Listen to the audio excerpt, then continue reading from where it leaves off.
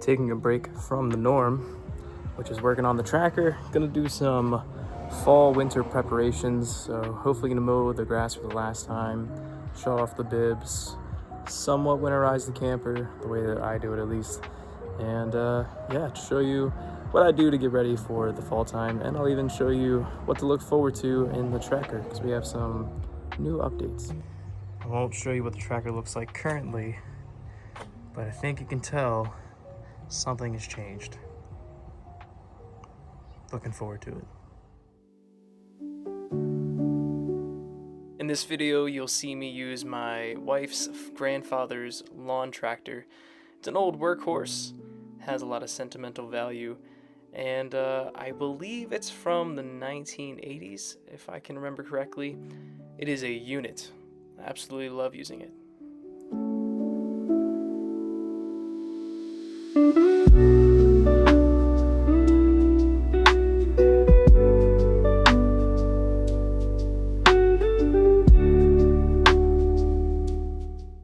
I thought I'd throw in some of these chest cam views. I'm thinking about using them on some more of my DIY videos along with the tracker. Let me know what you think.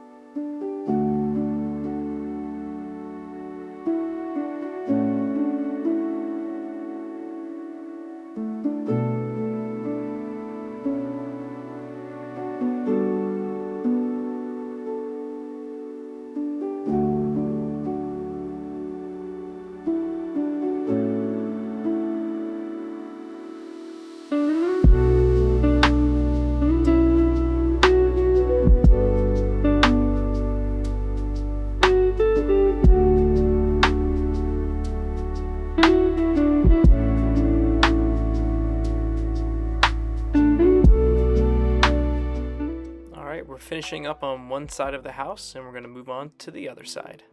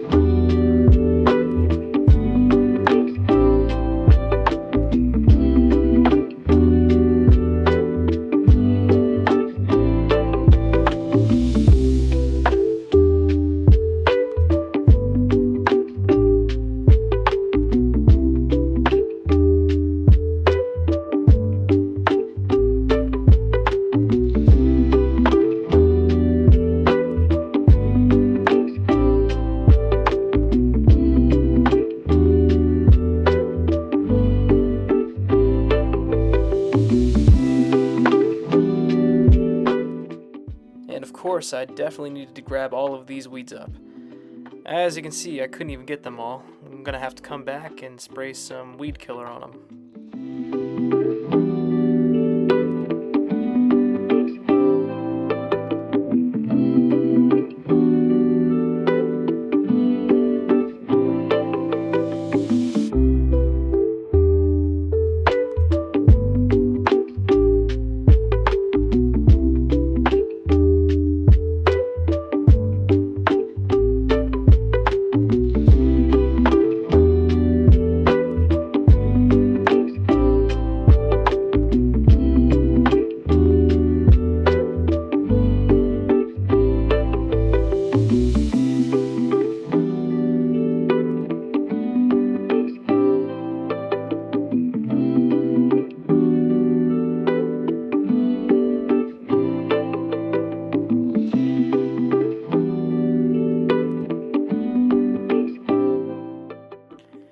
Alright, enough of these weeds. Let's head to the backyard.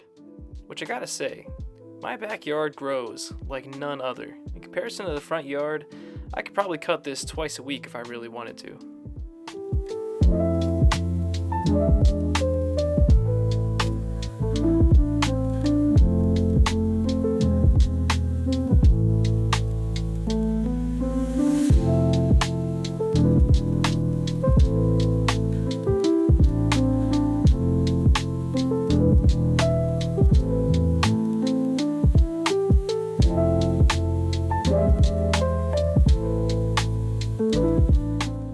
I mean, just look at this.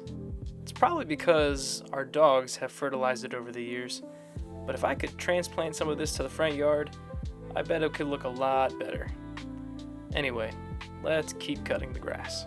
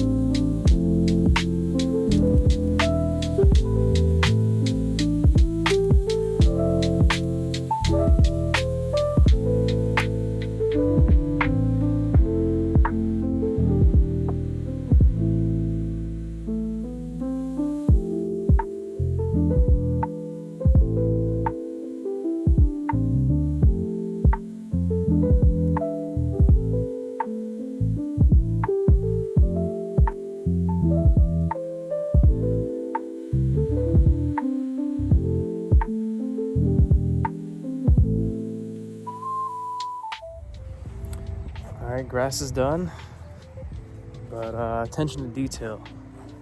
That's what really makes a lawn shine. So we're gonna trim and edge.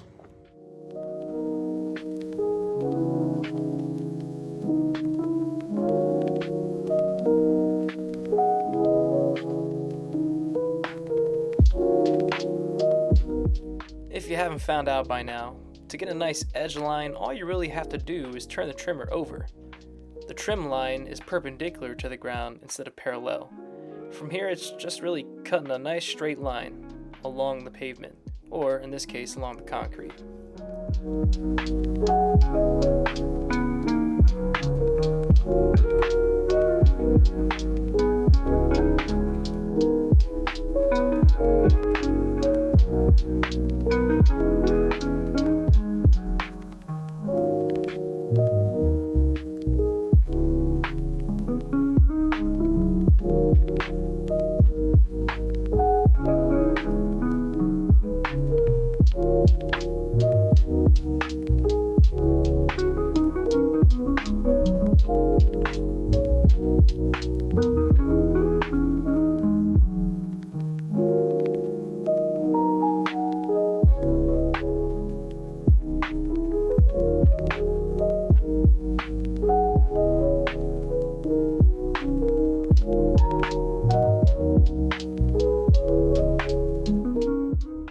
As I was finishing up the front yard with the trimming, my next door neighbor Josh was cutting his grass.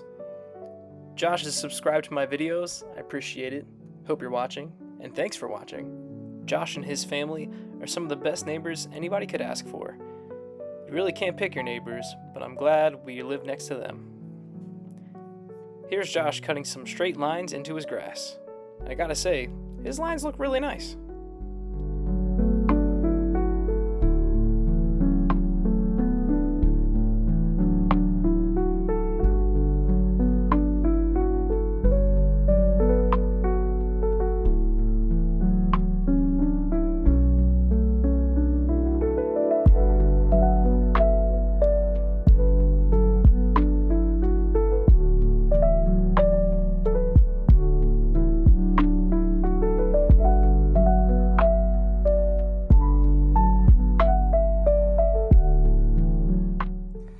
Just like that, the yard is done. Nice straight edges on all of the lines here. Just, again, attention to detail goes a long way in making your yard look really nice. Show you these lines too. Nice and straight. Clean for the most part. Same thing there. That's it. Hopefully the last mow of the season. Time to prune. Gotta cut back pretty far.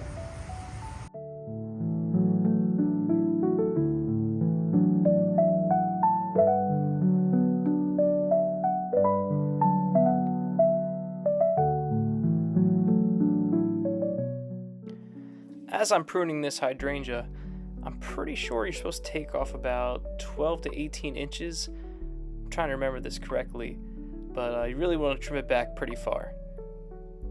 At least the last time I did that, it worked out pretty well for us. So I'm going to stick with the same technique.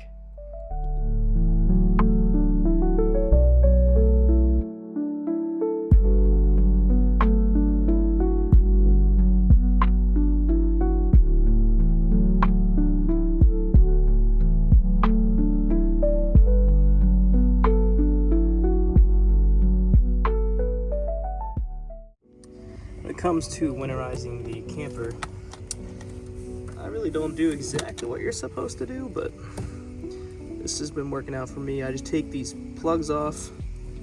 This is to drain out all the water in the lines, and then I leave them disconnected the entire winter. Alright. That one had a lot more water in it. Nice. But anyway, I just keep the plugs inside and just put them back in the spring. So it sounds like that was from the water heater. I can kind of hear it bubbling. Anyway, that's done. Moving on. I'm definitely not making this mistake again. Last year, over the winter time, I left this out here, even though I turned off the water bib, but right in here, broke. So I'm going to disconnect, and yeah, I mean, that's basically it. If I ever need to use the hose the rest of the season, I'll probably just take it off this Suncast here. But anyway, it's as easy as that.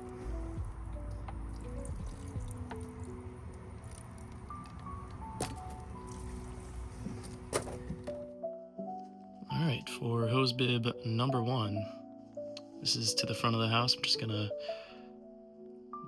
tighten her up. Sorry about the focus there and the light bulb in your face, but tighten her up, and then usually I also let the outside bibs open. That way I can at least get out some water. But anyway, I'm gonna tighten up this bib, and then I'll do the same thing for the back of the house. All right, back to the bib out front. I'm just gonna open her up and see if anything really comes out. Probably not, if I had to guess.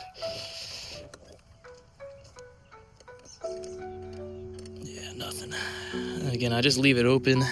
That's what works for me. Nice, a little bit. I just leave them open that way, just in case there's any water inside and it freezes, it doesn't get trapped in there and bust some pipes. All right, here's our second bib for the back of the house. Just tighten her up. Pretty straightforward. Done. And then I'll just open up the outside spouts just to let them drain out, just in case. This bib usually stays on, or this spout, because my wife uses the hose up on the deck with Landon, but I'm just taking the hose off. As you can see, there's definitely some water in here, so again, I just leave it open just in case there's water inside. It doesn't bust any pipes or anything. As you can see, my father-in-law, stepfather-in-law, helped me put this one in because before I even used it, it was already broken. So anyway, that's usually what I do for the fall as far as getting ready. There's definitely some other things I would like to tackle. As you can see, I still have a whole bunch of stuff from the tracker I should take to the dump. And need to trim up some trees, some low hanging branches back here. Need to do a lot of burning, a couple of dump runs.